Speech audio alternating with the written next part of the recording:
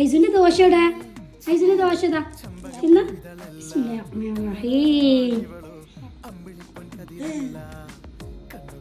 ഇഷ്ടായോ?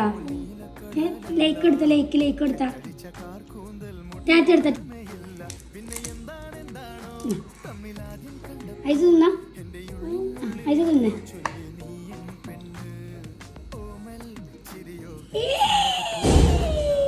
ഇനി മെച്ചി തിന്നാക്കട്ടെ. മെച്ചിന്റെ മസാല ഉള്ള ദോശ മെച്ചി തിന്നാക്കട്ടെ. ഇതൊരു മസാല ഉള്ള ദോശ ആണോ?